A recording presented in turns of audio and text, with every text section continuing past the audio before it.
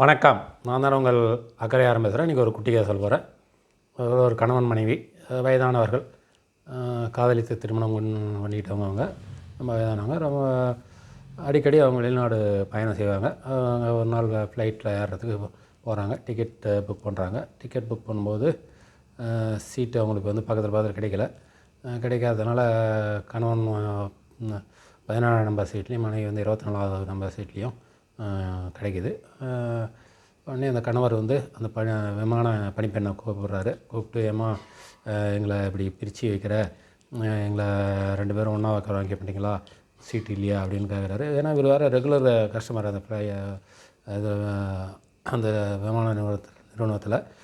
அப்படி கேட்குறாரு. அந்த பெண்ணும் ஒன்றே, இல்லையா இன்றைக்கி வந்து ரொம்ப முகூர்த்த நாள், ரொம்ப எல்லாருமே அட்வான்ஸாக புக் பண்ணிட்டாங்க, நீங்கள் கடைசி நேரத்தில் இது பண்ணதுனால உங்களுக்கு இந்த சீட்டை ஒதுக்க முடியல, பக்கத்தில் ஒதுக்க முடியல அப்படின்னு சொல்லுவார்.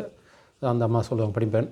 உடனே மனைவிக்கிட்ட, சரி பொறுத்துக்கோ, இந்த ஒரு 6 மணி நேரம் நம்ம ட்ராவல், இந்த 6 மணி நேரத்தை நீ கொஞ்சம் பொறுத்துக்கோ, நீ தனியாக தான் உட்கார வேண்டியிருக்கோம், வேறு வழி இல்லை, நம்ம காலம் அப்படி பிரிச்சிடுது அப்படின்னு அந்த அவருடைய மனைவிக்கிட்ட சொல்லுவார்.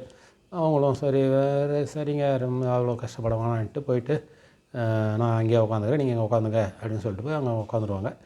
உட்காந்த உடனே அந்த கணவர் வந்து அந்த பணிப்பெண்ணை கூப்பிடுவார். கூப்பிட்டு, பரவாயில்லாமல் ரொம்ப சந்தோஷம், 6 மணி நேரம் 2 காலில் ரோடு ரோலராக எப்படி உட்காந்துட்டு போகிறது, ஒரே கஷ்டமாக இருக்கும், பேசி பேசியே என் காது ரத்தம் விழுந்துடும், அது மாதிரி என் உயிரை எடுத்துருவா, அதனால் நீ இந்த சௌகரியத்தை பண்ணி கொடுத்ததுக்கு ரொம்ப நன்றி ன்ட்டு, உனக்கு எவ்வளோ காசு தரணும் எக்ஸ்ட்ரா ன்ட்டு பாக்கெட்டில், பேண்ட் பாக்கெட்லேருந்து பர்ஸை எடுப்பார்.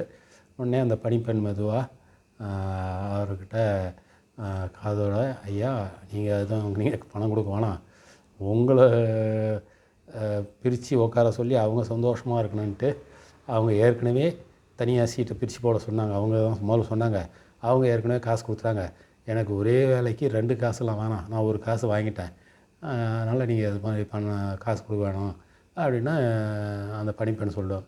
அவருக்கு ஷாக் ஆகிடுவார். அதாவது ரொம்ப சிரிக்கிற மாதிரி இருந்தால் கூட அவங்க கொஞ்சம் சிந்திக்கக்கூடிய கணவன் மனைவி காதலித்து திருமணமானவங்களாக இருந்தால் கூட காலப்போக்கில் அவங்க வந்து ஒருத்தர் மேலே ஒருத்தர் வெறுப்பாகி ஒன்றா சேர்ந்துருக்கிறத மனசளவில் விரும்பல, ஆனால் வெளியில் ஒன்றா இருக்கணுன்ற மாதிரி நினைக்கிறாங்க அப்படின்றது அந்த கதையினோட சுருக்கம். நன்றி, வணக்கம்.